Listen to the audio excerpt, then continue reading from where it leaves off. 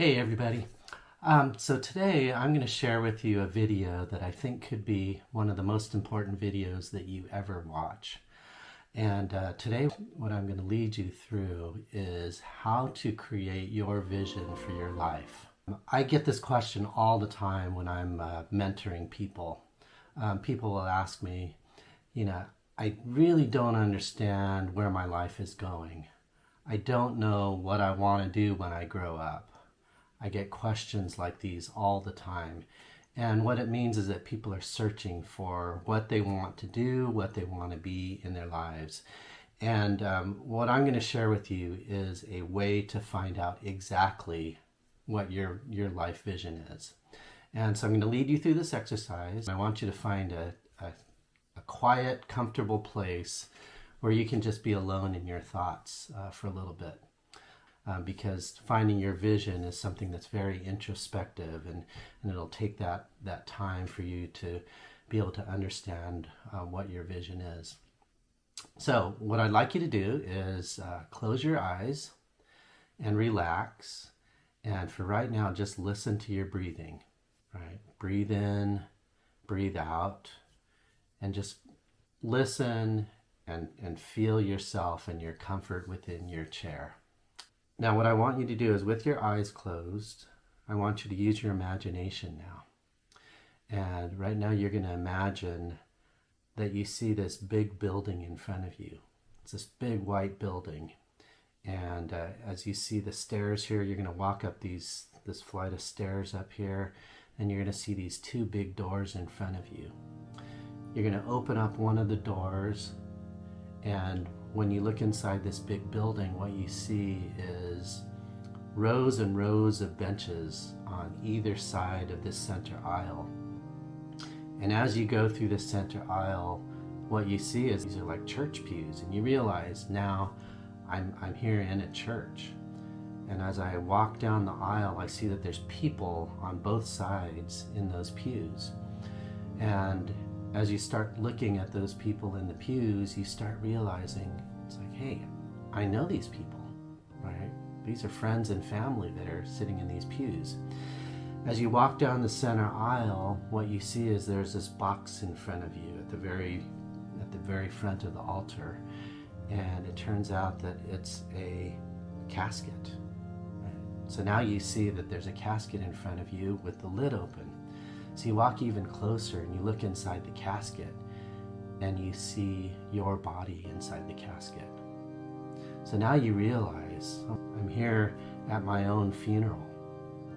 And so you decide, well, I'm going to take a seat at the front pew and just watch my own funeral. And so what happens now is people go up and they start talking on your behalf.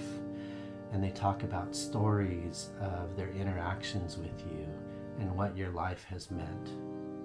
You see and you witness a story from one of your relatives.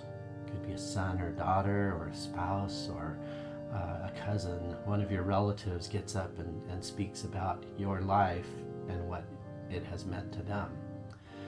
You see a friend that goes up, and your friend talks about the stories of your interactions together and what your life meant to him or her. You also see a coworker that goes up and tells a funny story and shares a heartwarming story of what you meant to him or her again. And so what happens now is you start to see and hear these stories that are told about you. And what this means now is that you get to hear their reflections of how your life impacted them. So now what I want you to do is just go ahead and open your eyes now and take a pen and pad and just jot down a few answers to these questions, right? So first of all, how many people were attending your funeral? Was it 5? Was it 50? Was it 500? Right? Were there very few people there, or were there just, not enough seats in those pews to fit all the people that you've impacted? Next, what I want you to do is understand who wasn't there, right? So the people who took the time to attend your funeral, to travel to get there, are the ones where you impacted their lives the most. the people who didn't show up are the ones that maybe you neglected in your life and you didn't maintain those relationships with them. And then next, what I'd like you to do is to just jot down some of the things that your friends and your family talked about during your life. So what were some of the things that they said about your life? What did your life mean to them? How did you impact their lives? What were some of the funny stories that they told about you? Now, what I'd like you to do is just reflect on what some of those messages were. What were some of the key themes of the things that they talked about? Once you come up with that key theme of how you impacted their lives, my contention is that that is your life vision. What you've now done is you've gone to the end of your life and you've determined what has been your impact in your life to others.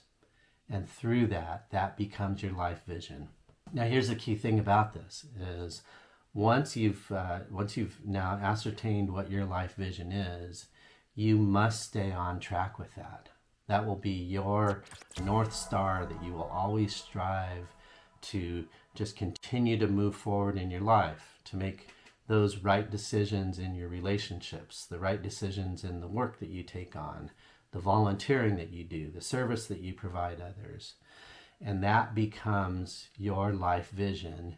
And from here on out, that's what you need to strive towards.